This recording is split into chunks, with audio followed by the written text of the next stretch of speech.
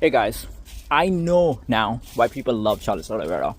So there are guys who are like very dominant champions. There are guys like Khabib, Hamza. They don't lose. They win all the fights. They dominate the fights completely from round 1 to round 5, or they get the finishes.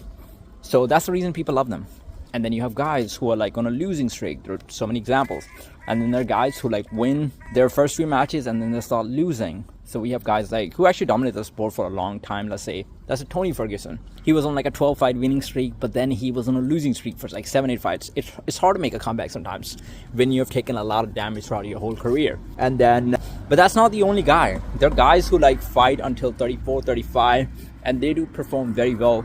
But at the end of the career, if they're taking a lot of damage, it depends upon the style as well, right? If their style is like not a defensive mode style, if it's like constant pressure, then at the end of the career, because of the cumulative damage, they start taking the losses. But Charles Olivera is special because this guy is very good at making comebacks, and I think that's why people just love him more than anyone else. And I get it. I understand this completely. Not only the Brazilians, like this guy does not even speak English, but the amount of fan base he has, I think it surpasses everyone. Like, you look at how his career actually went. Like this guy, when he started, he was actually pretty good, but then he started taking the losses at 145, moved to 155.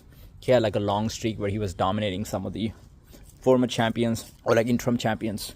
He had a long winning streak with the title. He beat Dustin Poirier, Justin Gaethje, Michael Chandler. And then what happened is he actually he lost to Islam Makhachev. And then people were like, okay, now he's lost to Islam Makhachev. Now he's probably going to go downhill a bit. But then, and also the way he lost, it wasn't like a competitive fight. But then he made a comeback again. He beat Benil Dariush. And probably had another victory. And then he lost again. Ilia Topuria lost, right? He had Arman Tsarukyan lost, and then he won one fight. And then he had Ilia Topuria lost, where people actually thought that he was going to be chinning, and I was one of them. I was like, I don't even know, because that's the first time he's been knocked out like that. So that would have probably counted. And I wasn't counting Charles, but I was like, maybe he made too early of a comeback.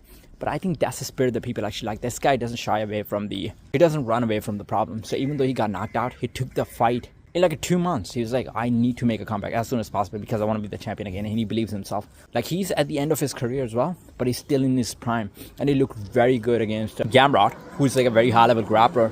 And we saw the ground game. Gamrot was not even close to Charles Olivera. Like, he got a takedown very easy first time, but Charles was able to take him down in the second round. And even the first round, Charles was attacking him from the bottom. So we need to learn that. And Gamrot was, I think, disrespecting him when he said that I could take Charles down and I could also submit him. But he found out the hard way. So Charles is one of my favorite fighters from now on. He's always been like one of my favorite, but now the respect has gone even higher.